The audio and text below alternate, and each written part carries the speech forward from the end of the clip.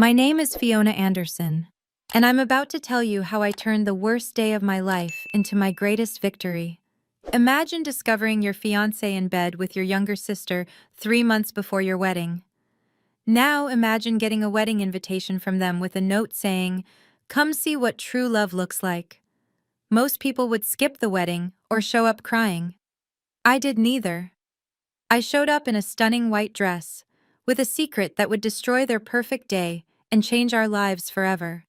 The look on my sister's face when she realized she'd just lost $8 million? Priceless. But I'm getting ahead of myself. Before I continue, please take a moment to like and subscribe, but only if you genuinely enjoy this story.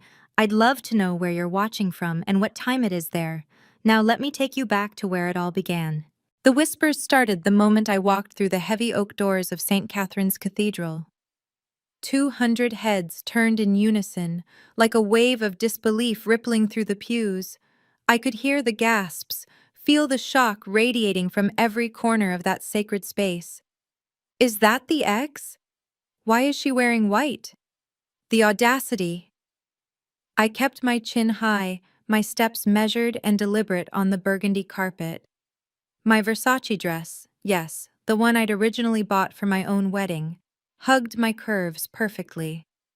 The morning light streaming through the stained glass windows caught the subtle pearl beading, making me shimmer with each step. There they stood at the altar. Sophia, my baby sister, draped in ivory silk and lace, her blonde hair crowned with white roses. Marcus beside her in his charcoal tuxedo, the same one he'd picked out with me last year. His face drained of color when our eyes met. The wedding coordinator, Mrs. Patterson, scrambled toward me, her face flushed with panic. "Miss Anderson, we weren't expecting." "My invitation says 2 o'clock, I said calmly, holding up the pearl cardstock. "I'm right on time." I slid into a pew 3 rows from the back, crossing my legs elegantly.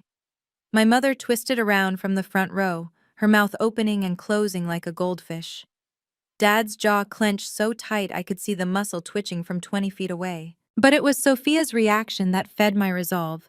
She grabbed Marcus's arm, her perfectly painted lips moving rapidly. Even from here, I could read the fury in her body language. Good. Let her wonder. Let her worry.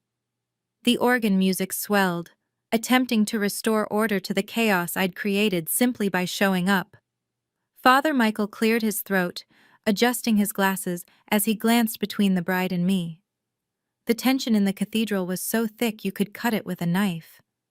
What none of them knew, not Sophia, not Marcus, not even my parents, was that I held all the cards. The small wooden box in my purse wasn't just any box. It contained 6 months of patience, decades of planning, and the kind of justice that comes wrapped in legal documents. The ceremony was about to begin, and I was exactly where I needed to be. 2 weeks earlier, I'd been sorting through mail in my downtown apartment when I saw it, that envelope with Sophia's handwriting. My hands had trembled as I opened it, already knowing what I'd find inside. The invitation was printed on pearl cardstock, the exact same design I'd chosen for our wedding.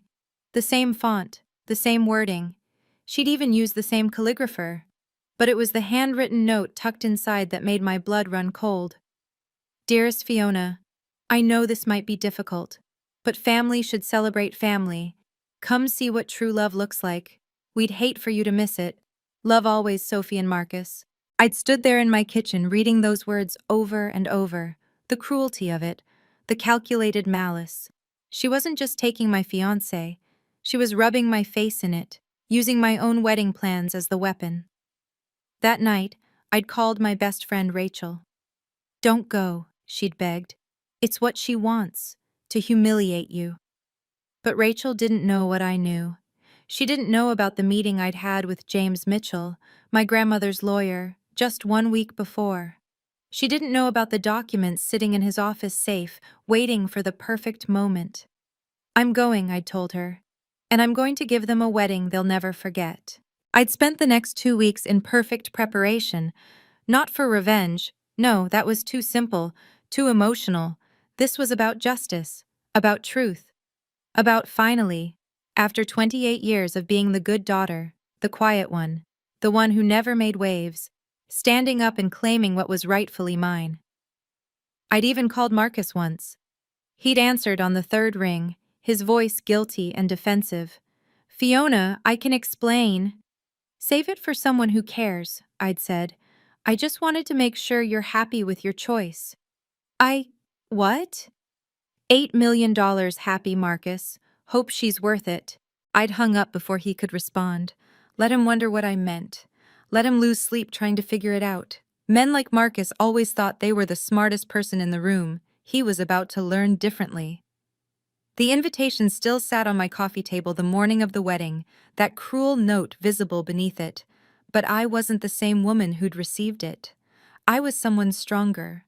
Someone who'd finally learned that being nice and being weak weren't the same thing. Growing up as the older sister should have meant something. In most families, it did. But in the Anderson household, I was the rough draft, and Sophia was the masterpiece. It started when we were kids. While Sophia got a car for her 16th birthday, a white BMW with a red bow, I got a lecture about responsibility and a bus pass. "You need to learn the value of hard work," Dad had said, while Sophia posted Instagram photos from the driver's seat. At every family gathering, the comparisons were constant. "Sophia's so outgoing. Sophia lights up the room. Why can't you be more like your sister, Fiona?" I was the straight-A student who got into MIT for architecture. Sophia barely graduated from state school with a communications degree. Guess whose graduation party was bigger? "You're too serious," Mom would say, frowning at my sketches and blueprints. Men don't like women who are too smart. Meanwhile, Sophia floated through life on charm and cheekbones, taking whatever she wanted. My prom date, my spot on the varsity tennis team. She didn't even play tennis until she saw me win districts. My internship at Preston Architecture until she convinced them she'd be better at client relations. But there was one person who saw through it all, Grandma Eleanor. "You have something Sophia will never have," she'd told me once, her weathered hands covering mine. "Substance, patience, the ability to build something real." I'd thought she meant my architecture career. Now, sitting in this cathedral, I understood she'd meant so much more. The pattern with Sophia was always the same. She'd see something that made me happy, decide she deserved it more, and take it. Our parents enabled it every time. "Sophia's just spirited," they'd say. "You're the mature one, Fiona. Be the bigger person." I'd been the bigger person for 32 years. I'd smiled through the pain, swallowed my anger, accepted the unfairness. Even when she'd started flirting with Marcus at my own engagement party, I'd told myself I was imagining things. "You're paranoid," Marcus had said when I'd brought it up. "She's your sister. She's just being friendly."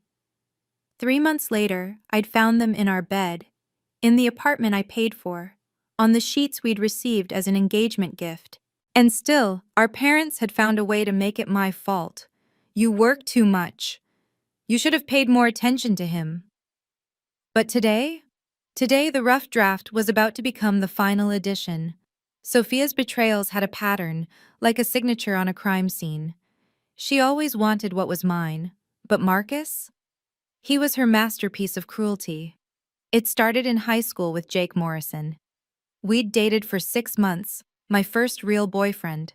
The night of homecoming, I found them making out in his car.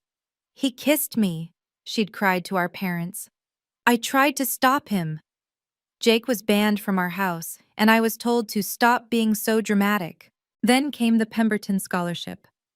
I'd worked 3 years for it, volunteering, maintaining a 4.0, building houses with Habitat for Humanity. The day before final interviews, my portfolio mysteriously disappeared. Sophia found it later, water-damaged and ruined. She went to the interview instead, claiming she'd always been interested in humanitarian work. She got the scholarship. She never used it for anything humanitarian. But those were just warm-ups compared to Marcus. We'd met at an architecture conference. He was charming, ambitious, everything I thought I wanted. For 2 years, we built a life together. We had plans, a firm of our own, a house in the suburbs, maybe kids someday. Sophia had been living in Miami then, working as an influencer. She came home for Thanksgiving last year, saw my ring, saw my happiness, and something shifted in her eyes. I should have known then. By Christmas, she was texting him constantly. Work stuff, she'd say. She didn't work in architecture. By Valentine's Day, she was showing up at our dinner dates. What a coincidence! By April, I was finding her earring in our bedroom. Marcus said I was crazy, that it must have fallen out when she'd helped us move furniture. 3 weeks later, I came home early from a business trip. The sound that escaped me when I saw them wasn't quite human. But what hurt more than the betrayal was Marcus's first words. She's everything you're not. Spontaneous, fun, exciting. All the things that meant not boring like Fiona. They moved in together the next week. Our parents threw them a housewarming party. I wasn't invited, but Mom made sure to tell me how happy they looked. But here's what Sophia never understood about taking everything from me. She never bothered to look closely at what she was stealing. She saw the surface, the handsome fiancé, the ring, the wedding plans. She didn't see the debt, the lies, the credit cards Marcus had opened in my name. She definitely didn't see what Grandma had seen, or what was waiting in that wooden box. The numbers haunted me at night. $50,000. That's what I'd already spent on our wedding. Deposits I couldn't get back. The dress, the venue, the catering for 200 guests who would now be watching my sister marry my fiancé. But the financial hit was just the beginning. The morning after I'd caught them, I'd walked into Brennan and Associates, where I'd worked for 7 years, to find everyone staring. Someone had seen Marcus leaving our apartment building with a suitcase. Someone else had seen Sophia's Instagram story from my bedroom. By lunch, I was the office scandal. Maybe you should take some time off, my boss Richard had suggested. Just until things calm down. That time off cost me the Waterfront Plaza project. A $40 million development I'd been leading for 2 years. They gave it to Bradley, who'd been there 6 months. We need someone without distractions, Richard had explained. The promotion I'd been promised? Gone. The bonus I'd been counting on to pay off my student loans? Evaporated. My professional reputation? In tatters. Meanwhile, our family's architecture firm, Anderson and Associates, the company Grandma Eleanor had built from nothing, was hemorrhaging money. Bad investments my father had made. Contracts that fell through. We were 3 months from bankruptcy, though my parents kept pretending everything was fine. We need Sophia's wedding to be perfect, Mom had said just last week. The Thompsons are coming and they might invest. The Thompsons. Marcus's wealthy parents who had no idea their son was drowning in gambling debt. Dad had actually called me about it. You should come to the wedding, Fiona, for the family business. She stole my fiancé. You need to stop being so selfish. This is bigger than your feelings. I'd hung up on him. Then I'd called my accountant and learned exactly how bad things were. If the company went under, I'd lose everything. My inheritance, my portfolio, my entire future. That's when I'd really started paying attention to the documents James Mitchell had been trying to show me. That's when I'd learned what Grandma Eleanor had really left behind. Your grandmother was a very smart woman, James had said, sliding the papers across his desk. She knew exactly what she was doing. The company was worth $8 million, if you knew where to look. And Grandma had made sure I would be the one looking. Dad actually said I should have tried harder to keep Marcus happy. As if his happiness was my responsibility. As if I was the one who'd failed. The social media massacre started within hours. Sophia had posted their engagement photo on every platform, that perfect sunset shot on the beach, her hand strategically placed to show off my grandmother's ring. The one Marcus had proposed to me with. The caption read, "When you know, you know. Sometimes love finds you in unexpected places. Can't wait to marry my best friend. True love. Soulmates. Blessed bride." 500 likes in the first hour.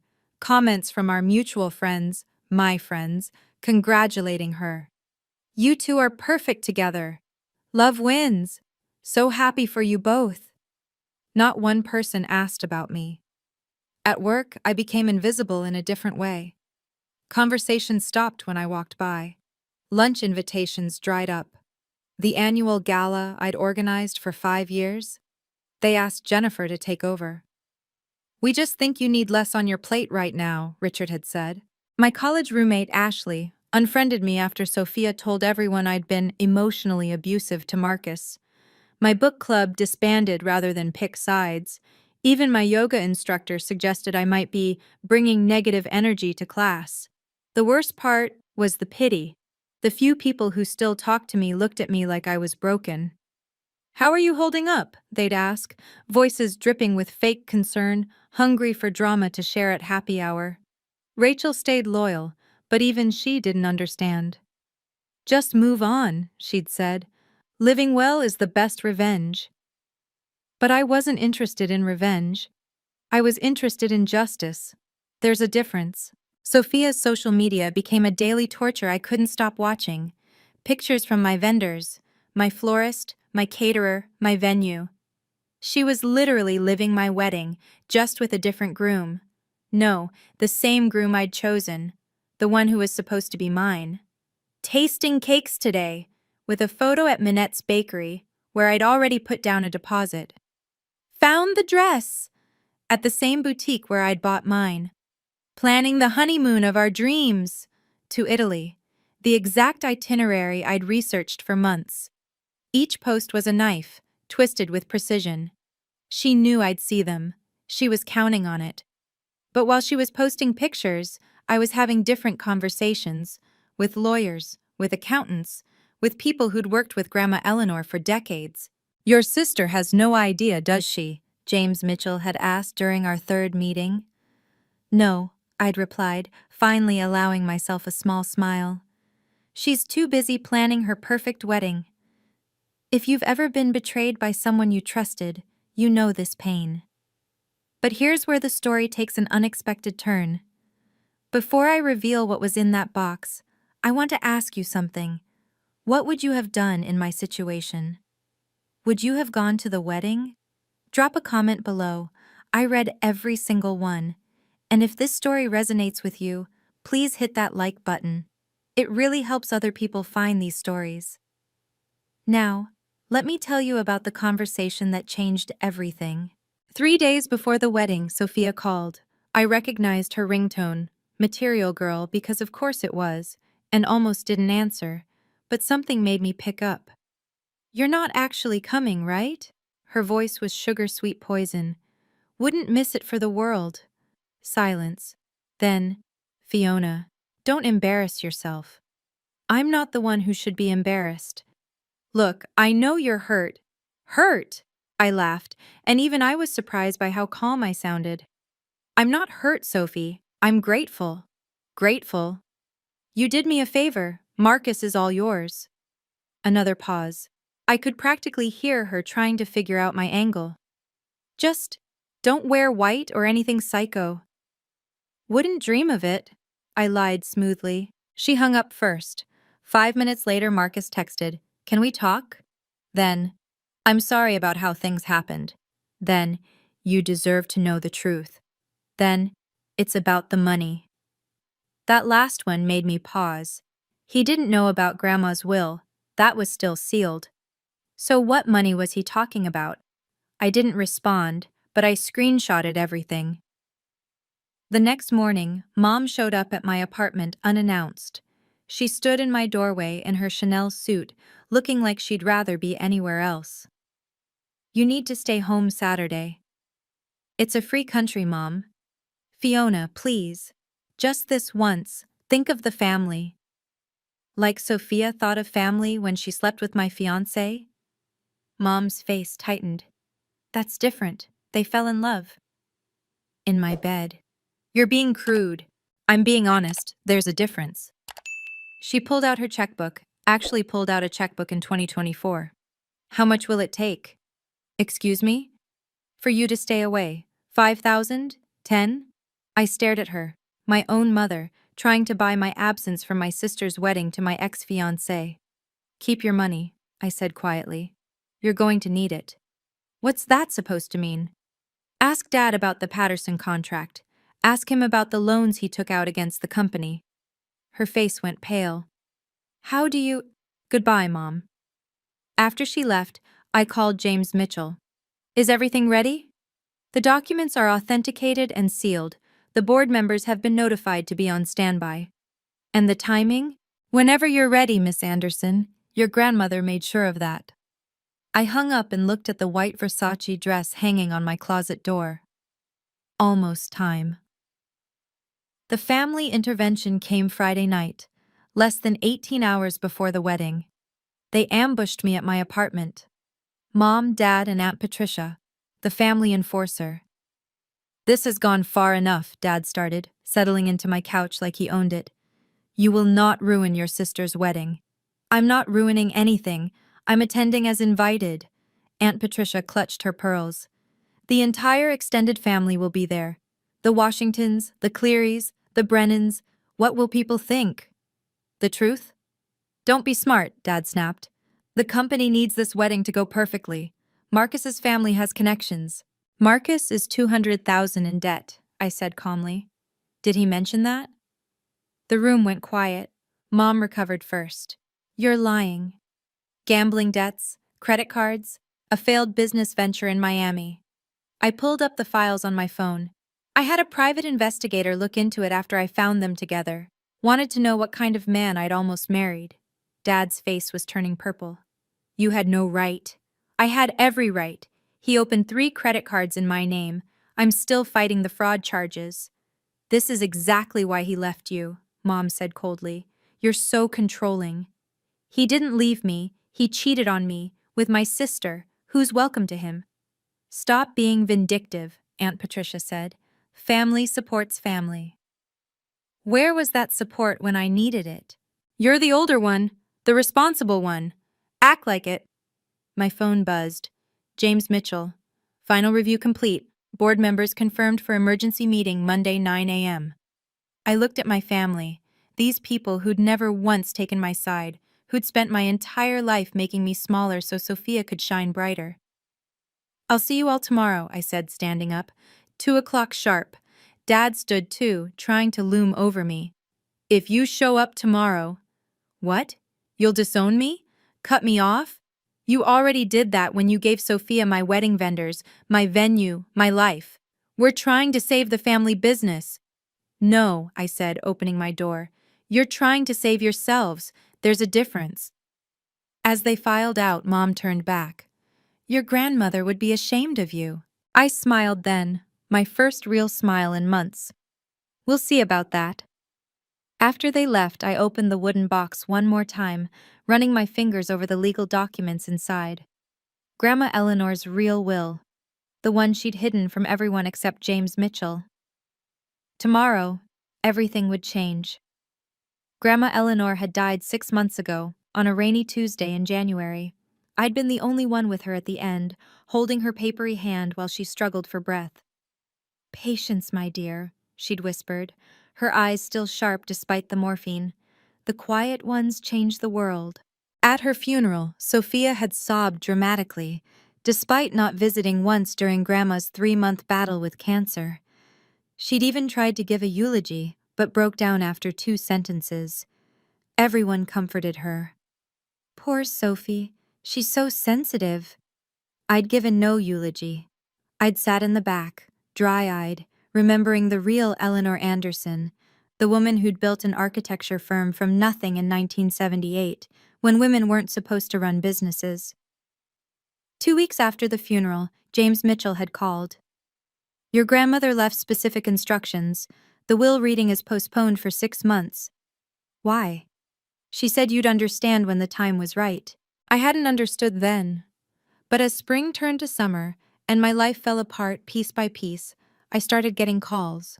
From James, from Grandma's old business partners, from people I'd never heard of who knew things about our family's company that even Dad didn't know.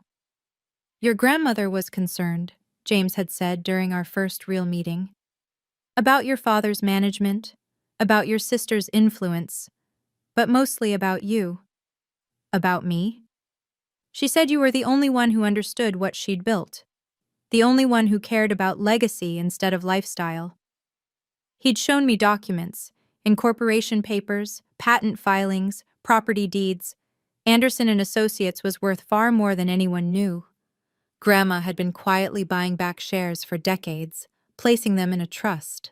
But there are conditions, James had explained, very specific conditions. The main one, the heir had to be unmarried or married to someone approved by the board of directors. Grandma's hand-picked board, not Dad's golf buddies. Someone financially stable, someone of good character. She knew, I'd said, understanding finally dawning. She knew about Marcus. She suspected. She also knew about your sister's patterns. So if Sophia marries Marcus, she forfeits any claim to the inheritance, and if she's already married to him when the will is read, she can't contest it. James had smiled. Your grandmother was a very strategic woman.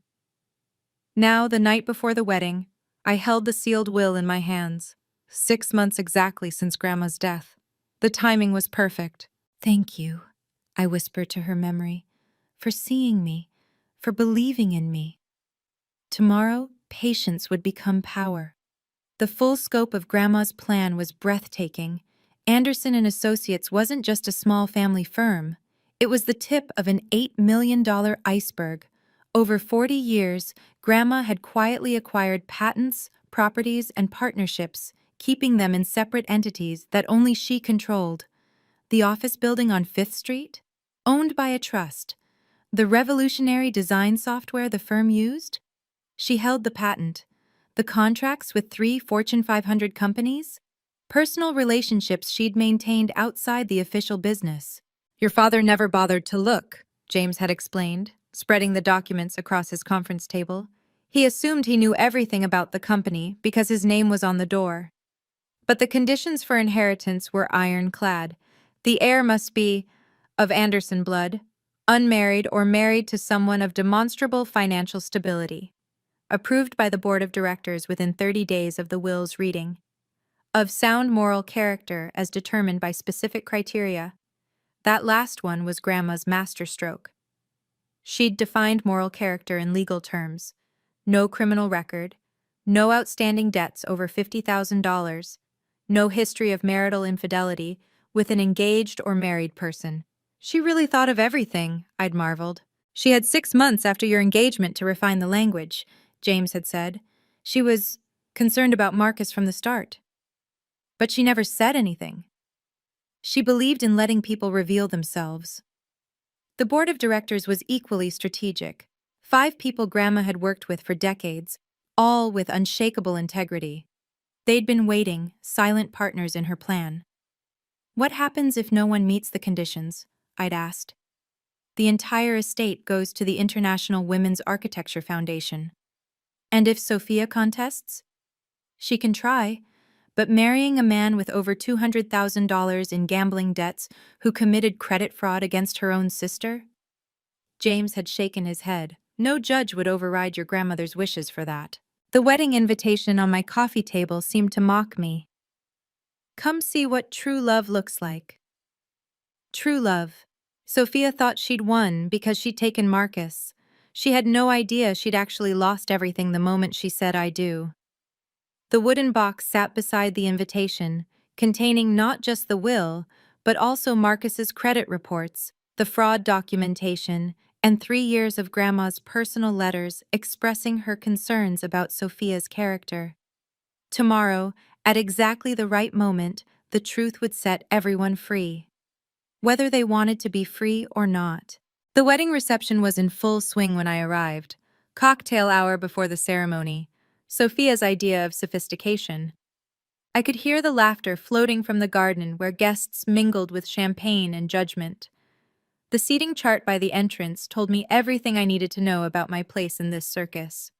Table 19, the last table, in the corner by the kitchen doors. I was seated with the catering staff's families and +1s who'd been added last minute. Fiona? Brittany, one of Sophia's bridesmaids, appeared with a gaggle of others. They all wore matching blush pink dresses and identical smirks. "We didn't think you'd actually come." "Wouldn't miss it," I said smoothly, signing the guest book with a steady hand. They giggled behind manicured hands, already texting furiously. Within minutes, the whispers spread through the garden like wildfire. I made my way outside, where 200 guests pretended not to stare. The garden was decorated exactly as I'd planned for my wedding. White roses, string lights, even the same string quartet playing Pachelbel's Canon. Then I saw him, Richard Brennan, CEO of Brennan Industries, our biggest potential client.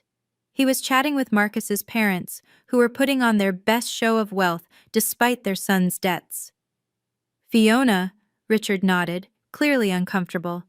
"I didn't expect to see you here." "Family is family," I replied, accepting a champagne flute from a passing waiter. Across the garden, I spotted another surprise: 3 members of Grandma's board. They weren't supposed to be here, but each caught my eye and nodded slightly. James Mitchell had been busy. The wedding coordinator announced it was time to take seats for the ceremony. As I walked past the head table, I heard Sophia's voice from the bridal suite window above. "Is she really here? In white? God, she's so pathetic." Marcus's response was muffled, but I caught the words inheritance and mistake. I settled into my chair at table 19, surrounded by strangers who had no idea who I was. Perfect. I wanted to be invisible until the moment I wasn't. The string quartet shifted to the processional music. Guests turned toward the aisle, phones raised to capture the perfect moment. The bridesmaids began their walk, each one shooting me a look of pity or disgust as they passed. Then came Marcus, taking his place at the altar with barely a glance in my direction. His best man whispered something that made him laugh nervously. The music swelled, everyone stood, and there was Sophia, radiant in white, walking toward her destiny. She had no idea how right she was about true love being revealed today. The ceremony proceeded like a beautifully orchestrated insult. Father Michael spoke about love, commitment, and honesty, while Marcus shifted nervously, and Sophia beamed with triumph. Then came the personal vows. Of course, Sophia had insisted on personal vows. She went first, her voice carrying across the garden with practiced emotion. "Marcus, you came into my life when I least expected it. You showed me what true love really looks like. Some people," she paused, glancing directly at me, "go through life thinking they know what love is. But real love, true love, can't be forced. It can't be scheduled or planned. It just happens. And when it does, nothing and no one can stand in its way." The crowd murmured appreciatively. Several people turned to look at me, waiting for a reaction. I kept my face perfectly neutral, my hands folded calmly in my lap. Marcus's vows were shorter, vaguer. "Sophia, you bring excitement to my life. You're spontaneous, fun, everything I never knew I needed." He swallowed hard. "You make me feel alive in ways I never expected." I noticed he never used the word love, not once. Father Michael smiled benevolently. "These two souls have found each other against all odds, overcoming obstacles to be here today." Obstacles. Is that what I was now? An obstacle they'd overcome? "Marriage is a sacred bond," Father Michael continued. "It requires honesty, trust, and mutual respect. It requires both partners to come together freely, without reservation or hidden agendas."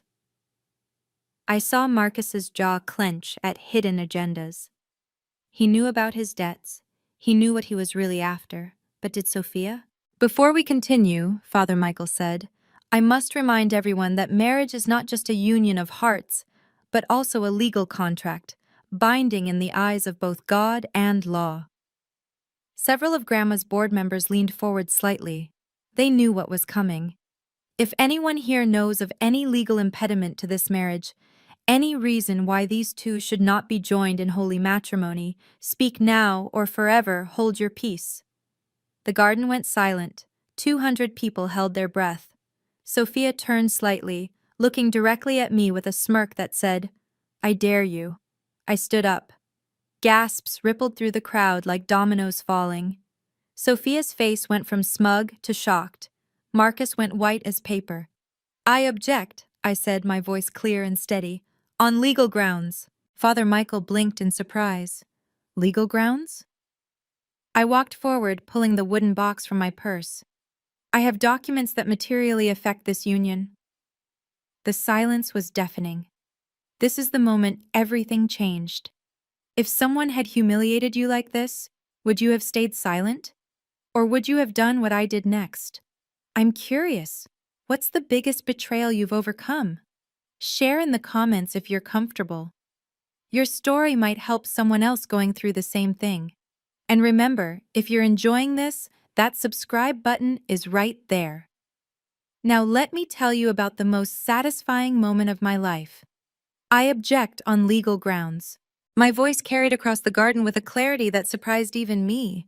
200 faces turned in unison, a sea of shock and disbelief. Someone's champagne glass hit the ground with a sharp crack. Father Michael looked like he'd never actually had anyone object before. "Miss Anderson, this is highly irregular." "I have documentation that materially affects this union," I said, walking down the aisle with measured steps. My white Versace dress caught the afternoon light, and I heard someone whisper, "She wore white to her sister's wedding." Yes, yes, I did. "Fiona, sit down!" My mother's voice cracked like a whip from the front row. I ignored her, reaching the altar where Sophia stood frozen, her bouquet trembling in her hands. Marcus looked like he might bolt at any second. "These are legal documents," I said, handing the wooden box to Father Michael. "Authenticated and notarized, concerning the estate of Eleanor Anderson and the conditions affecting any marriage within the Anderson family." Father Michael hesitated. "I don't think—" "Read them." James Mitchell stood up from his seat in the fifth row. "I'm James Mitchell, attorney for the Anderson estate. Those documents are legally binding and time-sensitive." Sophia found her voice. "This is ridiculous. You can't just—" "Actually, I can." I turned to face the crowd, my voice carrying clearly. 6 months ago, our grandmother Eleanor Anderson passed away. What most of you don't know is that she left behind a very specific will with very specific conditions. "You're lying," Sophia hissed. "The will was read. I was there." "That was the preliminary will," James Mitchell said, walking forward. "The full estate documentation was sealed for 6 months, as per Mrs. Anderson's explicit instructions. Today marks exactly 6 months since her passing." Father Michael opened the box with shaking hands, pulling out the thick legal documents. His eyes widened as he read. This says the entire Anderson estate, valued at $8 million, is left to Fiona Anderson, conditional upon her marital status?" Gasps rippled through the crowd. I saw Richard Brennan lean forward, suddenly very interested. "It states that the heir must be either unmarried or married to someone of demonstrable financial stability, approved by the board of directors," Father Michael continued, his voice growing stronger.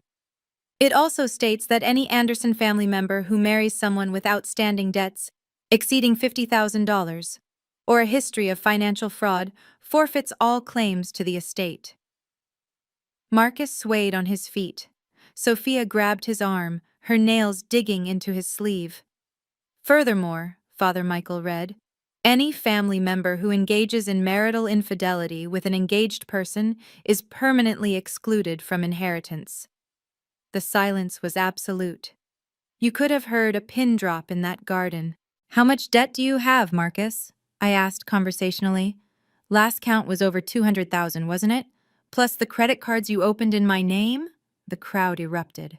Father Michael's voice echoed across the stunned garden as he continued reading from the will, each word falling like a hammer blow. "The entire Anderson estate, including Anderson and Associates architecture firm, all associated patents, properties, and partnerships, valued at $8 million, is hereby bequeathed to Fiona Marie Anderson." Sophia's face had gone from red to white to an alarming shade of gray. That's impossible. The company is Dad's, Sham. The company is built on Grandma's patents, I said calmly. Her properties, her partnerships. Dad's been managing it, but he never owned it. Grandma made sure of that. James Mitchell pulled out additional documents. Mrs. Eleanor Anderson retained 78% ownership through various trusts and holding companies. She was very specific about the conditions for inheritance. This is fraud, Marcus finally found his voice. You can't just… Mr. Thompson, James addressed him directly. Are you aware that opening credit cards in another person's name is a federal crime? Miss Anderson has chosen not to press charges, yet. The crowd was buzzing now, phones coming out, people recording. This would be all over social media within hours. Father Michael cleared his throat. There's more. It states here that any marriage performed under false pretenses, specifically regarding financial status, or with the intent to defraud, can be challenged in court. We're not married yet, Sophia shrieked. This doesn't apply. Actually, one of the board members, Mrs. Chen, stood up. The moment you announced your engagement publicly, you triggered the morality clause. Marrying your sister's fiancé while he was still engaged to her constitutes demonstrable lack of moral character, as defined in Section 7, subsection 3. You knew? Sophia turned on me, her carefully styled hair coming undone. You knew about this the whole time? I found out 2 weeks ago, I said, right after you sent me that lovely invitation telling me to come see what true love looks like. But if you're married to Marcus… Sophia started desperately. I'm not married to Marcus. You are. Or we're about to be. I turned to the crowd. Marcus Thompson has over $200,000 in gambling debts, 3 maxed-out credit cards in my name, and a failed business that he never disclosed. The board would never approve him. Which means, if I had married him, I would have lost everything too. The implications hit Sophia like a physical blow. She staggered backward, her designer heels catching on her train. You did me a favor, Sophie, I continued. You saved me from making the biggest mistake of my life. And in return, you get Marcus, debts and all, while I get the company, the properties, and the future grandma always intended for me. The prenup, Marcus suddenly shouted. Sophie, the prenup you signed. Everyone turned to stare at him. What prenup? Sophia's voice was barely a whisper. The one where you agreed to keep finances separate, Marcus said desperately. Where you waived claims to each other's assets. You mean the one protecting your assets? Sophia laughed hysterically. What assets, Marcus? Your debt? The garden erupted into chaos. The unraveling happened in real time, like watching a building collapse in slow motion. Marcus grabbed Sophia's hands, his voice desperate. Sophie, we can work this out. She yanked away from him. Work what out? You're broke. You lied to me. I never lied. You said you were successful. You said you had investments. I do have investments. In what? Poker games? She was screaming now, mascara running down her cheeks. You knew about the inheritance? You knew and you chose me anyway? Marcus's silence was damning. The truth was written all over his face. He'd thought Sophia would inherit, not me. He'd bet on the wrong sister. You used me, Sophia whispered, the realization hitting her. You couldn't get Fiona's money, so you thought you'd get mine. My parents had rushed to the altar, Mom trying to salvage something, anything. This is a family matter. Everyone, please. Mrs. Anderson, Richard Brennan's voice cut through the chaos. Is it true your husband has been managing a company he doesn't actually own? Dad's face went purple. This is preposterous. Actually, James Mitchell interrupted, I have documentation here showing that Mr. Anderson has taken out several loans against company assets he doesn't own. That's fraud. The board will be pursuing legal action. The board? Dad sputtered. What board? I'm the president of a company you don't own, Mrs. Chen said calmly. Your position is terminated effective immediately. Miss Fiona Anderson is the new CEO. pending board approval, which I can assure you she'll receive unanimously. The dominoes kept falling. Marcus's parents were backing away from the altar, his mother's face a mask of horror as she realized her son's debts were now her problem again. The Thompsons, who'd been so proud moments before, looked like they wanted to disappear. "The wedding is off," Father Michael announced unnecessarily. The altar looked like a war zone. Sophia's bouquet trampled, Marcus's boutonniere crushed, the unity candle knocked over. "This isn't over," Sophia snarled at me, her fairy tale princess image completely shattered. "I'll contest this. I'll sue." "With what money?" I asked quietly. "You just quit your job to plan this wedding. Marcus is in debt. Mom and Dad are about to be investigated for fraud. And you signed a prenup waiving financial claims." The truth of her situation hit her like a sledgehammer. She'd given up everything for a man who was worse than broke. He was a liability. "Grandma always said you were special," Sophia said bitterly. "Her precious Fiona." "No," I corrected. "She said I was patient. There's a difference." James Mitchell stepped forward.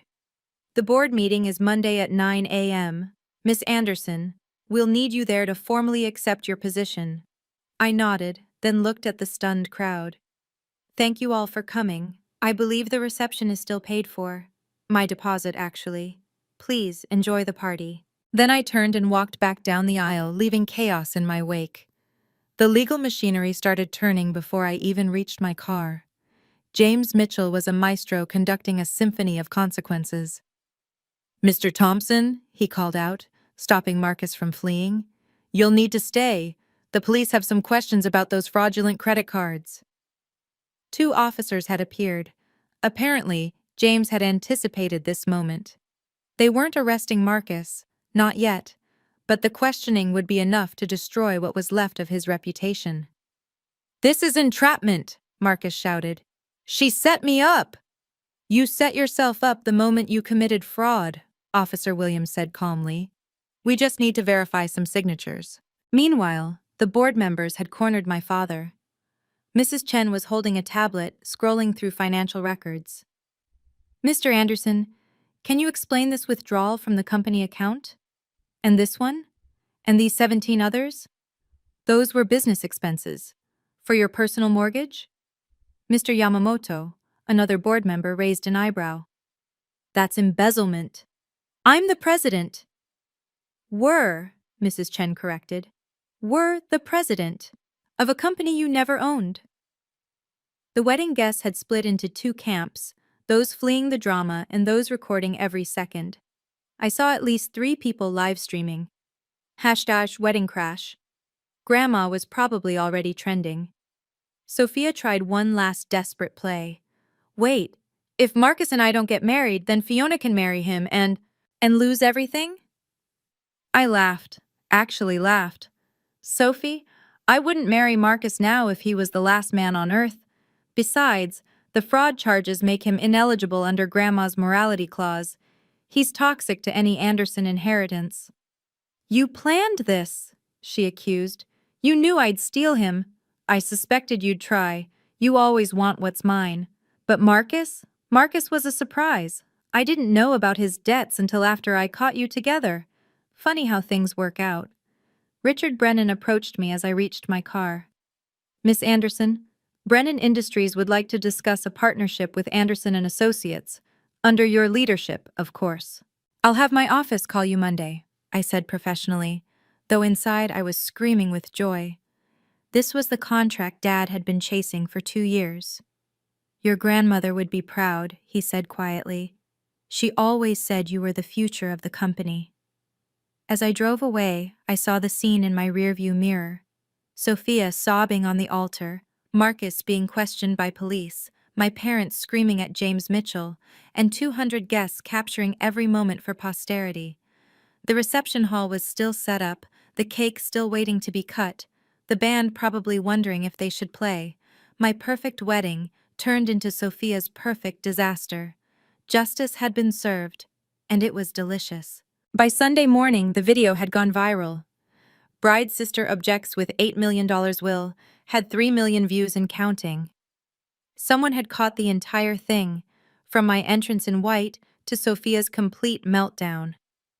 The comments were brutal, but mostly on my side. The sister got exactly what she deserved. Grandma playing 4D chess from beyond the grave. Imagine fumbling $8 million for a broke cheater. My phone hadn't stopped buzzing. Rachel called first. Girl, you're famous. Also, remind me never to cross you. But the real fallout was just beginning. Sophia's Instagram, where she'd documented every moment of wedding planning, became a graveyard of deleted posts and vicious comments. Her influencer career was over before it started. Marcus had disappeared completely. His social media went dark, his apartment was already listed for rent, and rumor had it he'd fled to his parents' house in Connecticut. The fraud investigation was ongoing, but my lawyer assured me he'd at least have to pay back the money he'd stolen. The professional aftermath was even more dramatic. By Monday morning, 3 major clients had reached out to Anderson and Associates, specifically requesting to work with me.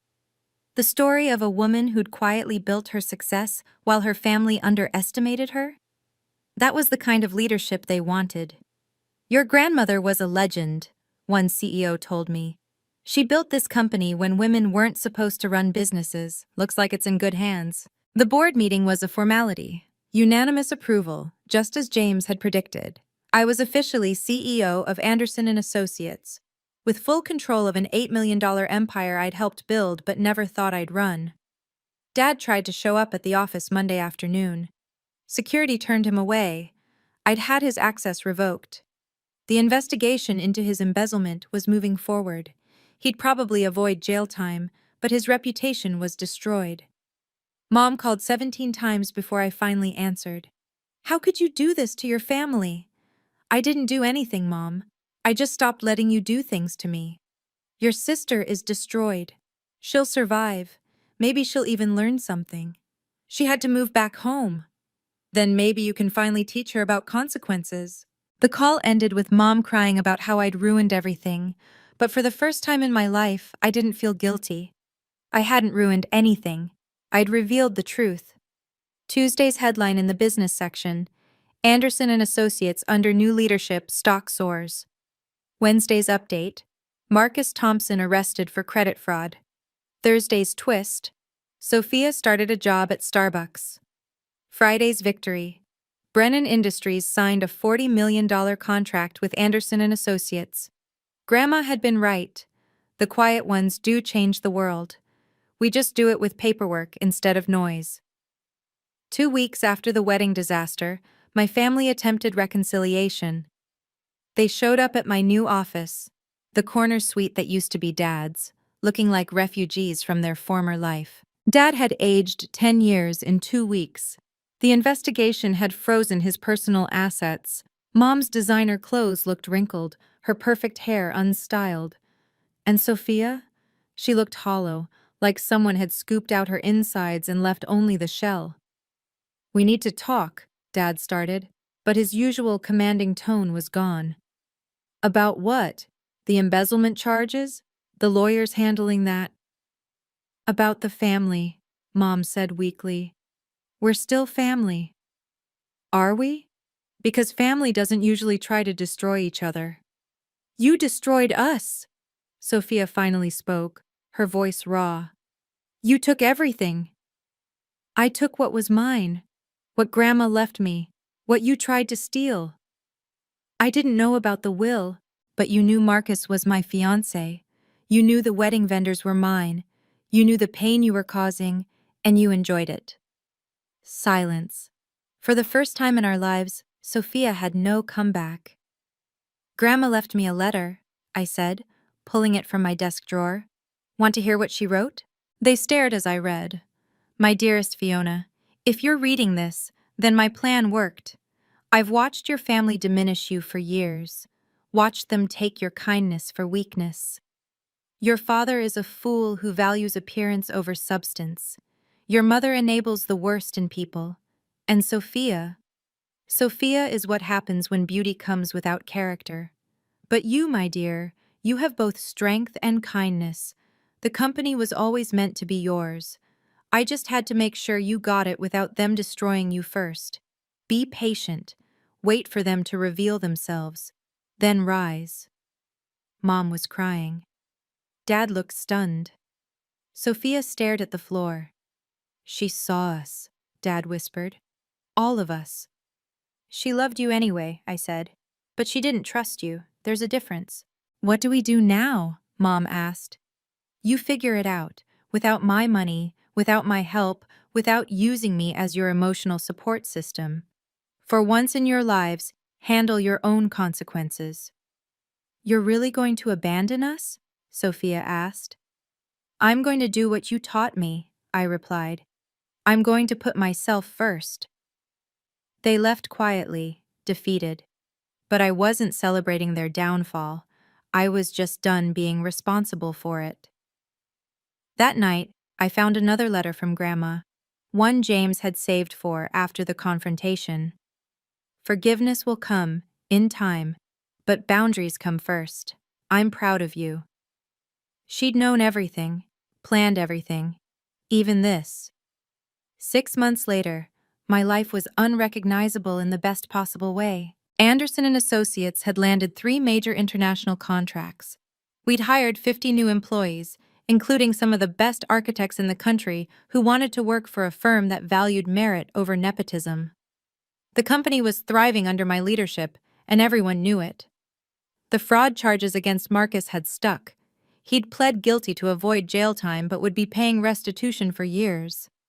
Last I heard, he was working at his uncle's car dealership in New Jersey, probably sweet-talking customers the way he'd once sweet-talked me. Sophia had surprised everyone, maybe even herself. After hitting rock bottom, she'd actually started rebuilding. She was still working at Starbucks, but she'd also enrolled in community college for business classes, paying her own way for the first time in her life. We hadn't spoken in months, but I'd heard from Mom that she was in therapy, finally dealing with years of entitlement and jealousy. My parents had downsized everything, the house, the cars, the lifestyle.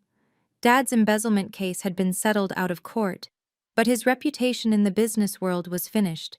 He'd taken a job as a junior consultant at a small firm. Mom had started working too, as a receptionist at a dental office. They were learning at 60 what it meant to earn rather than take. They ask about you, Rachel told me over lunch. Your mom comes into the salon sometimes. She always asks how you are. And I tell her you're thriving, because you are. She was right. I'd started dating again, carefully, with boundaries firmly in place. His name was Daniel, a civil engineer who'd never heard of my family drama until our 3rd date. He'd listened to the whole story, then said, "Your grandmother sounds like she was brilliant, and so are you." He was kind, stable, debt-free, and completely his own person. The board would definitely approve, not that I was thinking that far ahead. I'd learned not to rush into anything.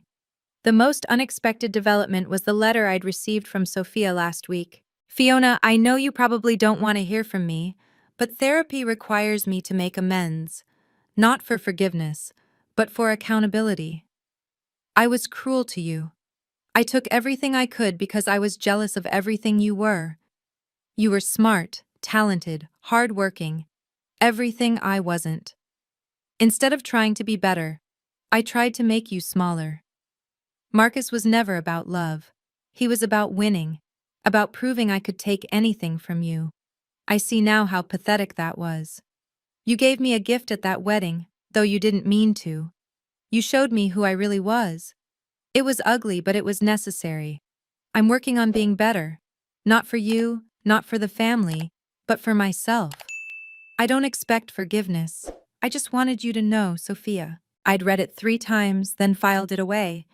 Maybe someday we'd talk. Maybe not. But for now, boundaries were more important than bridges. Grandma's portrait hung in my office now, watching over the empire she'd built, and I was expanding.